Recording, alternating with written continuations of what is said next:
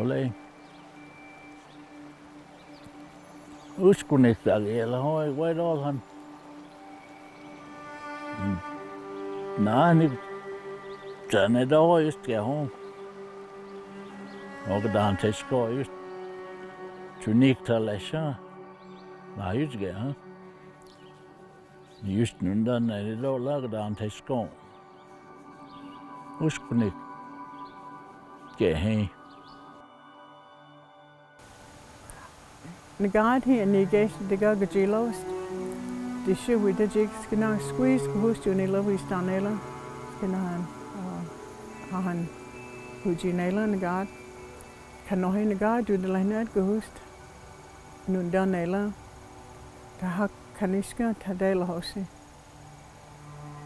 Nole do ni chilos na. The god who Joshi whisk. Enig tahest. No get her. Si aniuia aneto.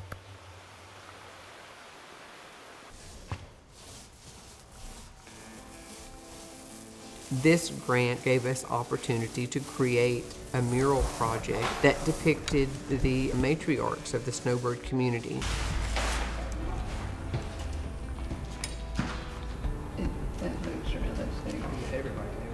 Yeah, she was big in the community. Cherokee language camps during the summer and stuff like that. She wasn't just a teacher, she was really a good friend. I feel great that she's getting placed on something because, you know, she actually done something for the community and she was a beloved woman, so that's a special thing too.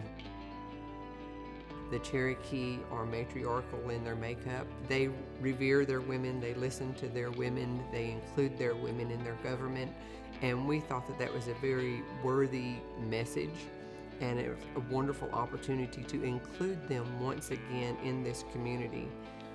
Just recently, the Graham County Great decided to do a revitalization in town. We are proud that this artwork has gone up. It is of our Native people. It's a good start, and we are proud that Graham County is happy that it's going up. It just adds to encourage the kids to be proud of who they are. Here in the area where we live, the people in the Snowbird community are very separated from the remainder of the county. So you didn't even realize that there was any presence of the Cherokee people here. I guess it's pastime. Pastime that we're a factor in Graham County. A lot of times it's like a discrimination when I was growing up. Things were different back then. We've had to make our own way. We've always been here. Chioa, that's what they call Robbinsville. Chioa, place of the otter. We're still back here, and some of us are still carrying on the old traditions. The strong women are Snowbird. That's why we got strong heritage. No.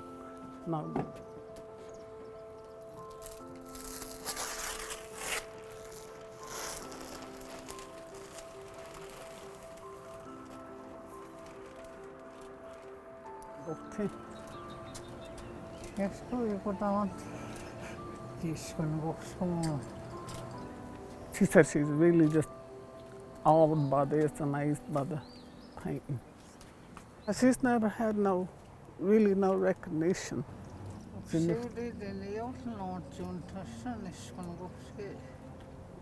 said the children coming up now will have something to look at and that they will see her, even, you know, maybe after she's gone. I know she's honored.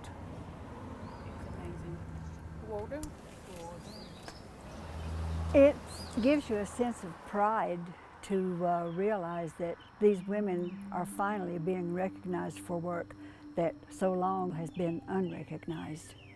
The women show the beauty of the Cherokee people. I think we're a beautiful people. And we're proud to show who we are, what we are and what we have become. When it came to picking the women out, it was community-based. We got together and we picked those that really stood out. Our beloved women, women we respect, women that we acknowledge as being good people. When you look at the mural and you see all the work that those ladies put in, a lot of the history of Snowbird comes back to you, and you remember what they did and what they meant and how hard they worked. These women, they struggled.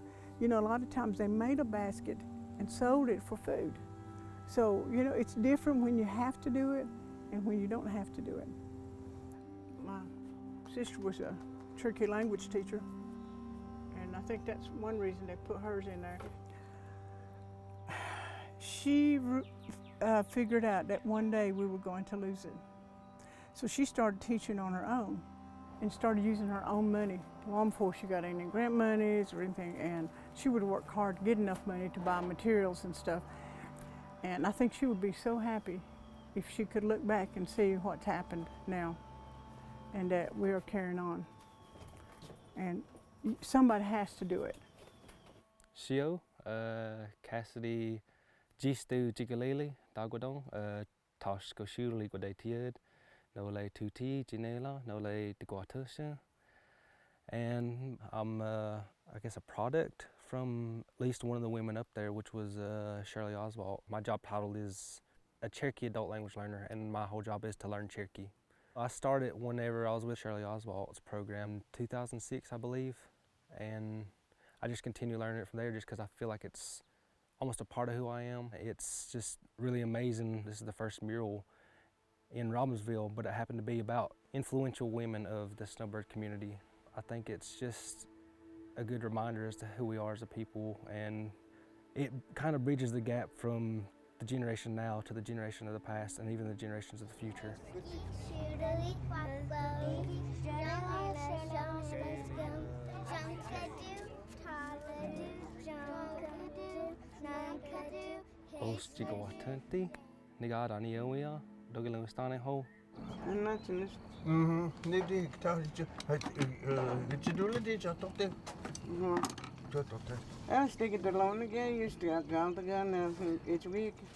Only one of these ladies, Ella Bird, is still with us, and everybody else has gone on to another part of the cycle that we're in. But our culture is still here, alive and well. Because of their gifts to the community, I think we are doing them a great honor and a well-deserved one. I think they'd be overwhelmed. Growing up, we had so many different obstacles that we had to face, and seeing this mural up here, it indicates that we're finally getting recognized. It's a good feeling. The thing that is one of the best parts of it to me is that there are many of the women that are depicted on the mural whose descendants have been able to come in and create that image on the mural.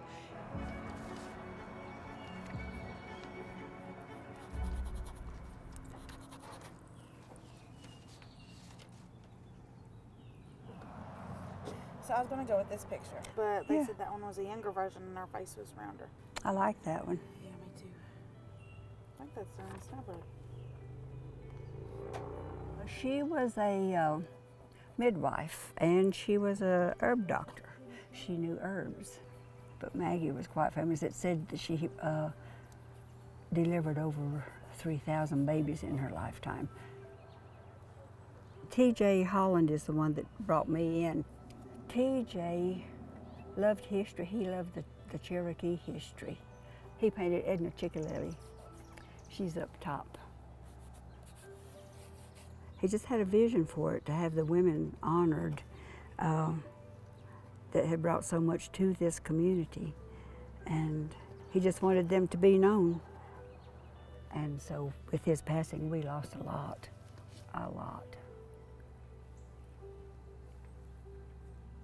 My very good friend, TJ Holland, tried to make sure that Snowbird had a voice to not only create the mural, but to create the concept and to create the content and to focus this on the women of the Snowbird and what they value. That's what the Snowbird community wanted to see, and it's brilliant. TJ gave 100% to his community, to his work, to his art, to his family. He was so diligent in making sure every detail was true to what should be represented for the people of Snowbird. And to see that come together, you know, he had already given the portrait to Michelle, but never got to see the mural on the wall. So to see that come together was just very moving for me, and I think for a lot of people in the community. It feels like he is still here in so many ways in all that he left behind. So now, we're going to pay a little tribute to TJ Holland. What an honor it is to be here today to speak with you all on all that was TJ Holland. He was such an asset to the community, like the many women we have here on this wall today.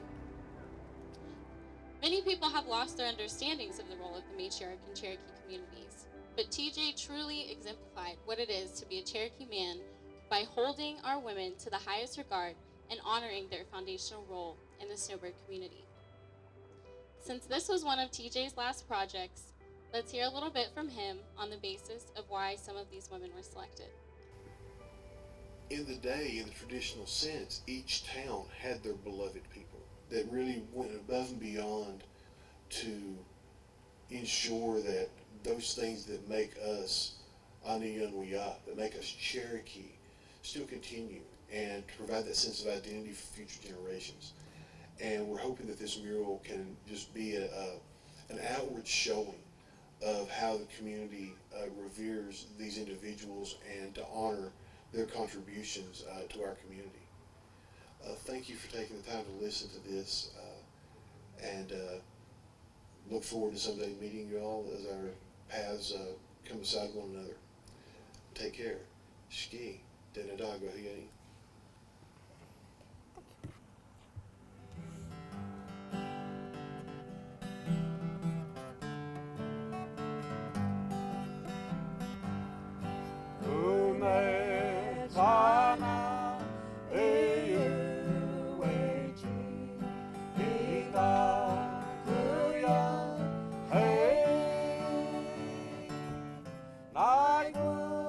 This beautiful artwork helps us realize the beauty that there is, that even though we're different, we don't have to be divided, that we can be joined together.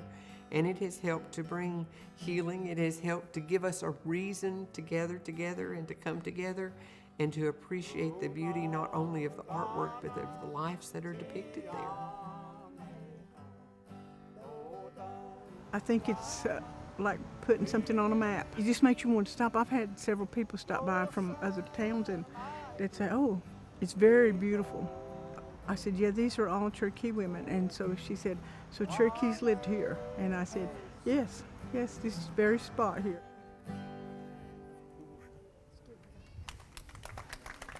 Good.